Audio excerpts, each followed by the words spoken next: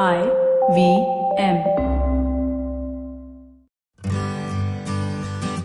Hi, I'm Utsav, a behavior researcher by training and a slow traveler by passion. Postcards from Nowhere is a travel podcast where I condense a decade of travel experiences and explore not just the where, but also the why and how to travel. My stories emerged from slow traveling the less explored parts of the world: Bosnia and Herzegovina, Armenia, Uzbekistan, and even China. At the end of each story, I give practical tips and new ideas about how to travel better. This week, I take you to a museum which houses a unique artifact and how that tells us the way we should live our lives. On the night of January 7th, 1610, a 46-year-old man walked onto his balcony and tipped his telescope towards space. He spotted 3 stars near Jupiter and graphed their positions in a notebook. 6 days later, he looked up again and found the same stars, but their positions had shifted. They were, he realized, not stars, but moons orbiting Jupiter. This man had long believed Copernicus's theory that the Earth was not the center of the universe. Now, he had proof. No prizes for guessing who this man was, but of course, Galileo Galilei. I discovered this story standing in front of an armillary sphere, which is a 3D model of objects in the sky. This sphere, the largest of its kind, is housed in Museo Galileo, a science museum which is often overshadowed by the Cathedral of Florence, or the Duomo as it's popularly known. By the way, you can check out the fascinating story of the Duomo in episode 28, The Impossible Dome.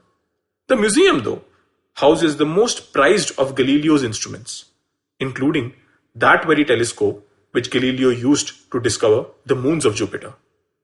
Weirdly enough, it also houses the middle finger of Galileo's right hand. But that is not the strangest thing you will see in the museum. It also pays homage to one of the most long-standing enigmas of science, an enigma which was confounding to an illustrious list of people across the world. It includes the famed 12th century Indian mathematician Bhāskara II, the 17th century Irish scientist Robert Boyle, and a certain Italian artist and inventor who needs no introduction. So much so that after years of trying, in 1494, Da Vinci wrote in his notebook, "O ye seekers of perpetual motion, how many vain chimeras have you pursued? Go and take your place with the alchemists." Yes, perpetual motion. The goal of reproducing the perpetual motion of the heavenly bodies by means of mechanical systems stimulated the imagination of technicians and engineers all through time. The challenge they faced was to build the machines that once set in motion would function forever. Museo Galileo houses some of the most interesting attempts in creating a perpetual motion machine, many inspired by designs from Da Vinci's notes. Ultimately, in the 19th century, it was Maxwell's work on the laws of thermodynamics which proved that perpetual motion is an impossibility. In a set of far less complex instruments which are housed in that very museum is a collection of dividers. Yes, those objects in your school geometry box. Those very objects which had a mysterious purpose apart from making holes in your notebook and playing some painful pranks on your friends. Growing up, and I can bet on this, so many of you have wondered, why do we have dividers at all? I can also bet that you never ended up using a divider all through your school years. After decades of wondering myself, in a hall deep into the galleries of Museo Galileo, I found my answer. The divider was an instrument used to measure distances on maps and plans. If you happen to have an atlas or a map on your hands, open it up. Pick up any 2 cities, and if you want to know the shortest distance between them, you could use your divider to map the 2 points. You would then take the divider to the scale of the map and find the right distance. For centuries, it was used by architects to build monuments and buildings as per plans. If you remember your school physics lab experiments, vernier calipers served the same purpose. But most importantly, it was used by sailors for navigation to measure nautical miles.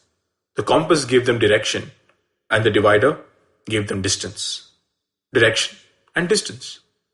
Isn't it what defines most human pursuits? We all want to go the distance in the right direction. But behind this drive is a more fundamental, innate human pursuit.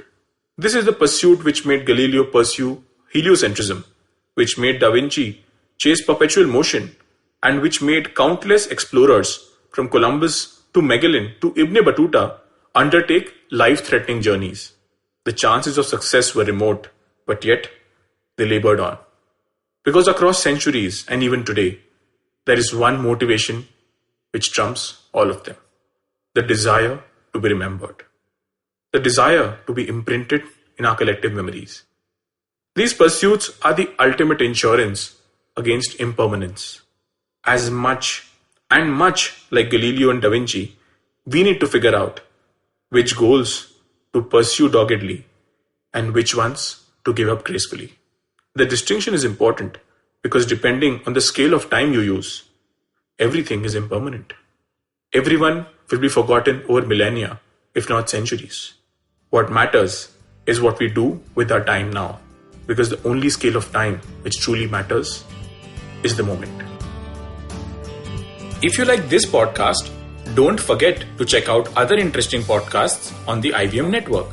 You can listen to us on the IVM Podcast app or ivmpodcast.com. You can also follow us on our social media. We are at IVM Podcasts on Twitter and Instagram. If you want to reach out to me, I am Utsav Mamoria on Twitter and YVTravel42 on Instagram.